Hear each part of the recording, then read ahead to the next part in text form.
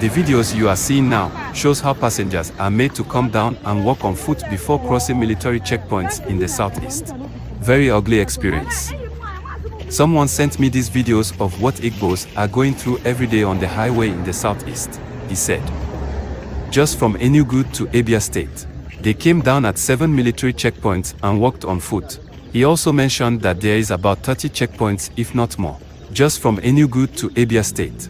The amount of checkpoints you will even encounter from Anambra to Enugu will make you shed tears. I wrote about this before, but I decided to still talk about it again, because it's getting worse and worse by the day. Why does the military checking points in the southeast continue to ask civilians, even elderly people, to come down from their car and walk on foot before crossing their checkpoints? You pass more than 10 consecutive military checkpoints and they will all ask you to come down and trek. At some point, it looks at as if you're trekking to your destination on foot because of the number of times you've to come down and walk.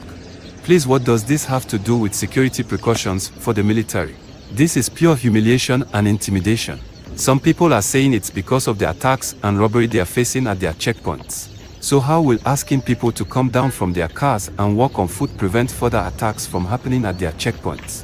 It will even make matters worse because the traffic jam at their checkpoints will make it even easier for any attack to happen and increase number of civilians' casualties. If any armed assailants intend to attack the military checkpoints, they will still do so whether you ask people to come down from their car or not. It will still happen. What I expect the military to do is to be on high alert and very cautious, not going about humiliating innocent Igbo civilians. Because the most annoying part of all this is that the same preventive measures and approach are not implemented in the north, where you have Boko Haram, ISWAP, ISIS, terrorists, Fulani headsmen and bandits. None of this is even happening in the southwest. Why then is the military doing this only in Igbo land? The total number of checkpoints in the southeast doubles that of the north and southwest combined. If you have friends traveling on roads to the southeast, ask them to tell you about their experience. What's going on in the southeast is pure intimidation and oppression towards the Igbos. The federal government of Nigeria have rigged everything that concerns the southeast to suit their own repudiation agenda. So sad indeed. This intimidation must stop.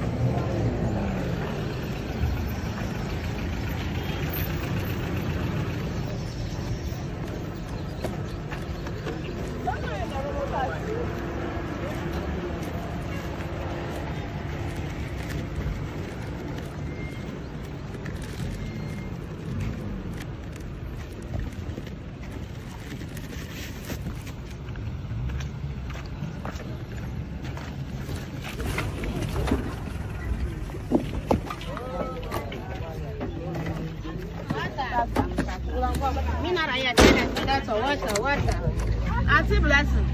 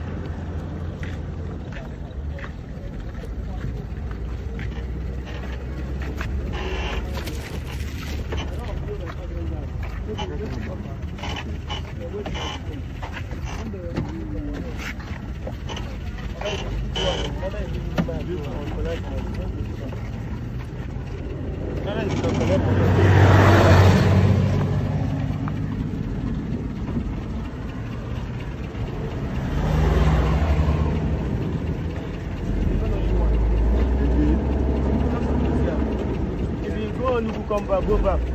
I say you carry how much?